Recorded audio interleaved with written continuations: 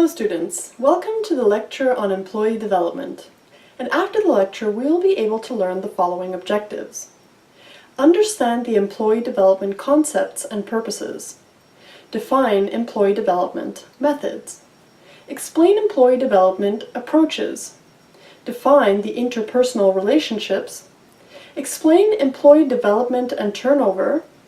Describe the managing workplace efficiency.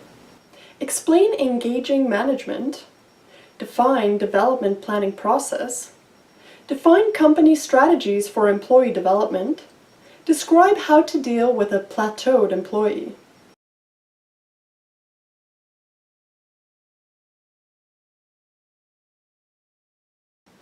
Let's start with a brief introduction to what is employee development. The development of an employee is one of the most important factors for the progress and growth of any organization.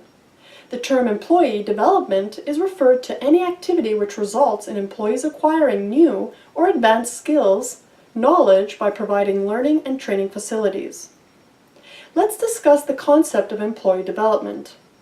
Employee development is a joint, ongoing effort on the part of an employee and the organization in which he or she works to upgrade one's knowledge, skills, and abilities. Successful employee development requires a balance between an individual's career needs and goals and the organization's need to get work done. Ensuring that employees are accountable and motivated can help all businesses remain buoyant and successful. If an employee was not given real purpose or was lacking in direction and job satisfaction, the motivation and desire to help their employer increase their turnover would be slim. We shall now discuss the methods of employee development. Encourage employees to participate in conferences and seminars in line with their position and skill sets. Employees learn a lot of new things while on job itself. Write critical incident notes and share with all other related employees. Field trips also help in employee development. Take employees out for client visits, plant visits, site visits, and so on. Human resource professionals must provide manuals, guidelines, checklists, organization policies for the employee to know what he is supposed to do in the organization. Employees can also be provided additional responsibilities by their team managers. Job rotation also helps an employee to develop and enhance his skills. Trainings and employee development activities plays a crucial role in developing employees and preparing them for adverse situations and unforeseen circumstances. Let's move on to talk about the approaches of employee development. Requiring specific courses. Genuine development relies on internal motivation. While we can require someone else to attend a course, we cannot require them to learn unless they want to do so. Requiring a certain number of hours to be spent in class. While this approach includes an element of employee choice, it is not enough to counteract the resistance-producing effect of requiring development. Requiring a certain number of courses. A variation of requiring time in class, this approach allows for some degree of choice due to the voluntary nature of course selection. Interpersonal relationships. Interpersonal relationships exist between any two or more persons who interact and fulfill one or more physical or emotional needs. Challenges in life may feel less daunting to people with close interpersonal relationships. Strong interpersonal relationships. Strong interpersonal relationships exist between people who fill many of each other's emotional and physical needs. Weak interpersonal relationships. Mild interpersonal relationships exist when people fill modest needs. Enhancing interpersonal relationships. Interpersonal relationships occur between people who fill each other's needs in some way. Education program. The purpose of the Educational Assistance Program is for workforce planning and development. It provides a tool for managers and employees to support academic activities. Job experiences. Temporary assignments. Cross-training, rotation. Conducting meetings, conferences, forums. Preparing and making presentations. Participation on a larger scale committee. Job shadowing. Networking. Assessment. Increasing employee retention. Many managers ask, what does an employee assessment show an employer? Or, how can we use the information in an employee assessment to make critical business decisions that will increase productivity and profitability? Investing in human resources through training and management development improves individual employee capabilities and organizational capabilities. But investing in people is not the same as investing in equipment or machinery. There is a second reason that organizations have a bias towards investments in equipment rather than employee development. Developing employees makes them more attractive to other employers, potentially making them more likely to turn over. Do not waste their time. Something as small as habitually keeping employees waiting while we finish up phone calls, or as large as regular meetings that no one knows the purpose of, can pummel employee morale and send the message that their time does not really matter. Stop the email madness. Leadership comes from the top. Does your organization have a CYA, culture of employees, each other on every minute development? Or emailing consistently late at night or over the weekend to earn the coveted timestamp that proves their dedication to the company? Let's get real. It is an email arms race to prove who the hardest worker is. End the pity party.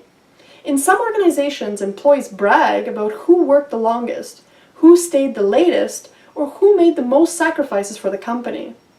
It is a bizarre blend of workplace machoism and a pathetic cry for sympathy. Help them prioritize. Though it would be lovely, employees cannot be expected to read mind. It is a responsibility every time you hand over a new project to ask them what's already on their plate and help them prioritize. Get real about expectations. No investment bank promises great work-life balance. We know what they are selling, and it is not just IPOs. It is a chance for employees to work insanely hard and, in return, make more money than Croesus. Try the rhythm method. If we expect bursts of activity from employees late at night, weekend work, and the like, make sure they understand the rhythms and when they can look forward to a calmer time. People can get through most anything if they have a deadline to look forward to. Help them develop a growth plan. Looking out for employees' interests, not just your own or the company's, breeds loyalty. Take the time to get to know their aspirations. If their long-term goals require new skills, give them relevant assignments or pay for classes as a reward. Let's explore the managing workplace efficiency. Efficiency in the workplace is defined by the work or tasks completed in a single workday by a single employee, or by the work completed by a department or team in a given time period.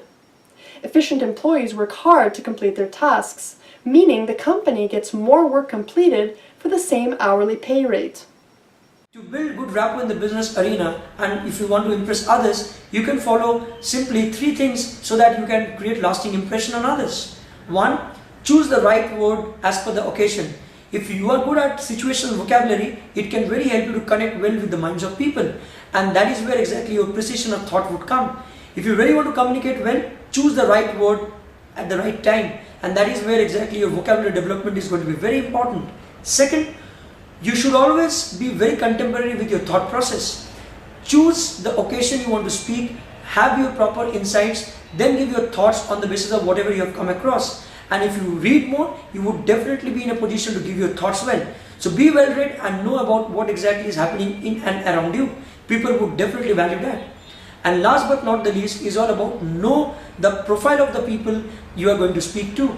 Know about their culture, their religion, their thought process, their beliefs, and this will really help you to connect with them well. If you know about these 3 things, that means you know about what kind of things a person would like. And if you can follow all these things, you will be definitely able to build a strong rapport. And you will be talking about the words, and you will be talking about the things that people would really appreciate. Heroic management.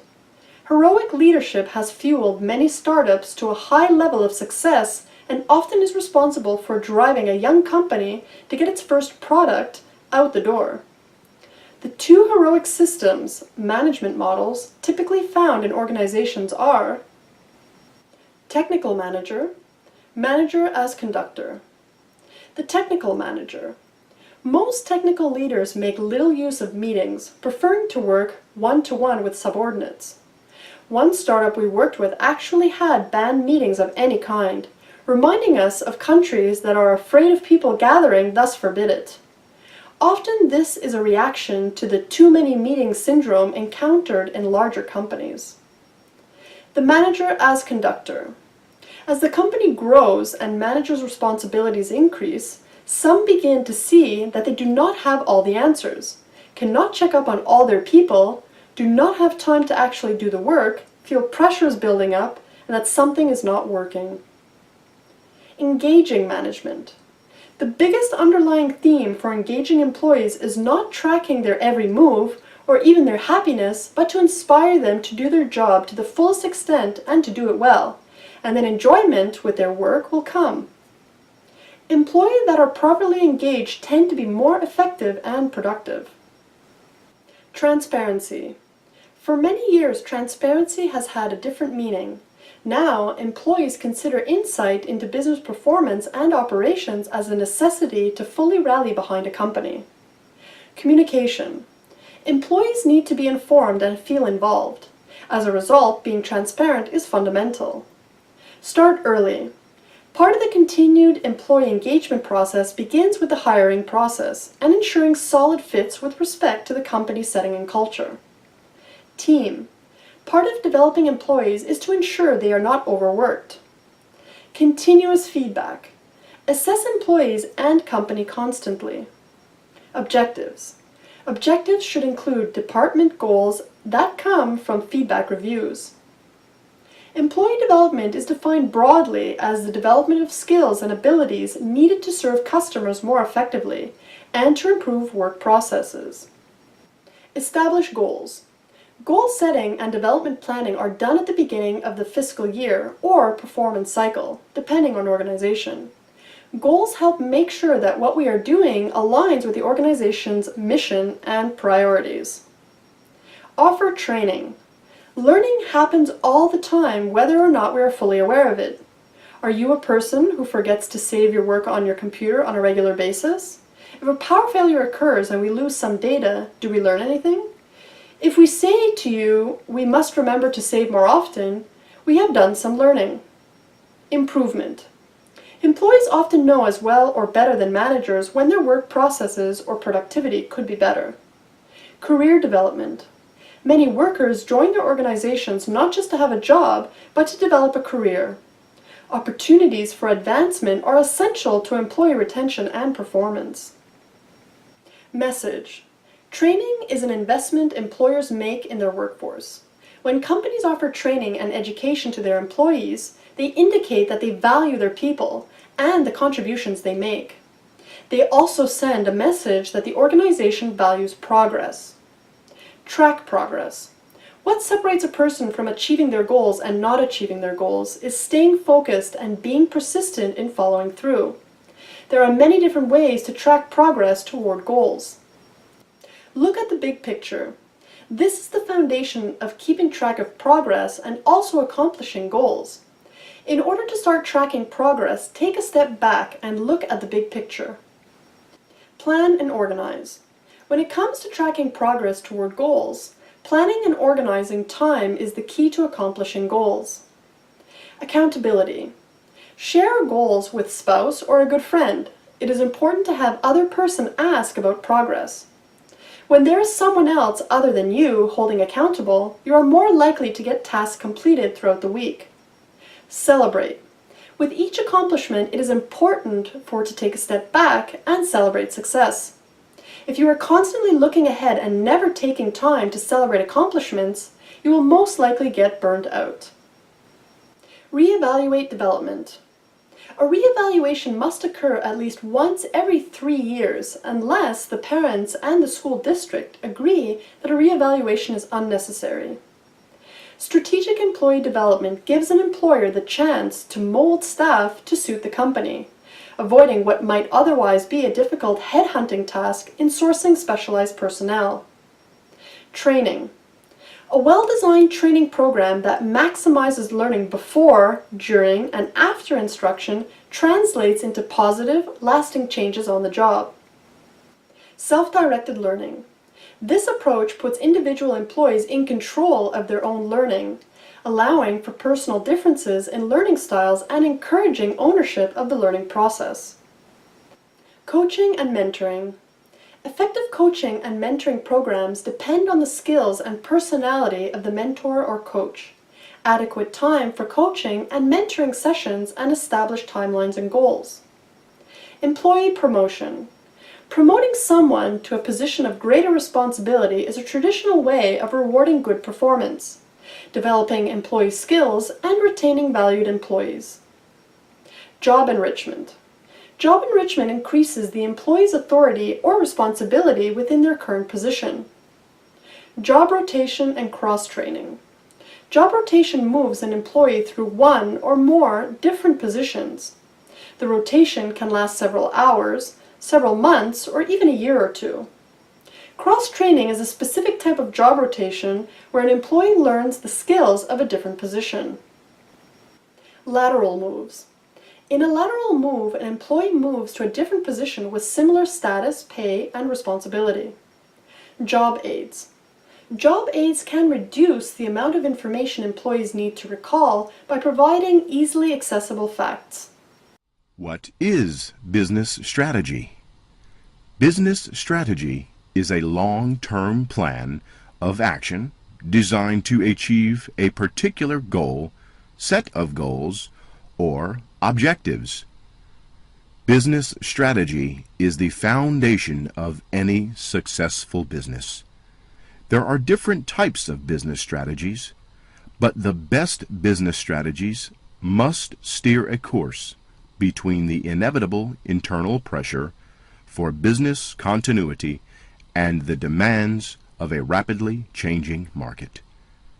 Strategy is management's game plan for strengthening the performance of the enterprise.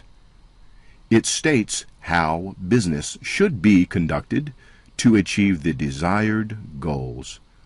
Without a strategy, management has no roadmap to guide them. The first step, industry research. Conduct significant research on the industry in which you operate. Conduct an internal assessment of your organization's own strengths and weaknesses. By conducting research on your industry and the major players and factors within your industry, you can better prepare your company for long-term success and establish a clear, sustainable, and successful strategy. Many entrepreneurs are hesitant to conduct industry research due to the perceived cost and effort involved. Fortunately, there are inexpensive and effective methods to conduct industry research. To fully understand your company, its competition, and the nature of your current and potential customers, it is essential to paint a complete portrait of your industry. Once the analysis are complete, the firm has the information it needs to make a strategic decision about its products and/or services. Ultimately, there are really just two strategies that a company can pursue when it comes to a specific product or service. They can either try to be the price leader in their industry, or they can pursue a differentiation strategy. Possible strategies: price leadership and differentiation. A price leadership strategy might be a wise route when a key success factor is your ability to minimize cost, also known as cost leadership. If this is also a core competency of yours because of superior supply chain management, or maybe a technological edge that your competitors don't have, then you will have achieved what any and every business is after, i.e., a sustainable competitive advantage. Product differentiation might be a better strategy to pursue in industries where customers are looking for something more specialized. In this scenario, The product must be different from the competition's and provide value that other competing products do not provide. If your company can deliver a product that is different from the competition's and is in demand amongst potential buyers, then you have a sustainable competitive advantage. Developing your business strategy. Set a vision statement. Set a mission statement. Analyze strengths, weaknesses, opportunities, and threats, also known as SWOT. Create a balanced scorecard. Set goals or objectives. Create a strategy map. Set key performance indicators or KPIs. You will need the following in place as part of defining your business strategy. Number 1. Your vision statement describes a picture of your company's future and the direction it is headed. It encapsulates the customer focus and market position your company should have. Number 2. Your mission statement expresses the purpose of your company. It describes what business you are in and the customer needs you are trying to meet. Number 3. SWOT analysis is an important tool for rapidly establishing the overall strategic position of your business and its environment. Number 4. The Balanced Scorecard is a tool for managing your business by linking the processes to their associated performance and results. Number 5. You need to properly construct your goals using the SMART acronym as the guideline. Number 6. A strategy map is an illustration that enables you to link actions or objectives into a coherent, logical structure that shows the cause and effect link between objectives or actions in your business. And lastly, number 7, KPIs, or Key Performance Indicators, are financial and non-financial metrics used to help your organization define and measure progress towards your goal. Dealing with a plateaued employee. Plateaued employees are those who, for various reasons, cannot progress any further along than their current career path. An employer must deal with that eventuality, as attitudes such as these can prove insidious to an organization in the long term. Causes. An employee in a low-paid dead-end job may have little hope of career progression and will often be aware of this from the outset. Most skilled employees, however, expect to move upward throughout their working lives. Effects.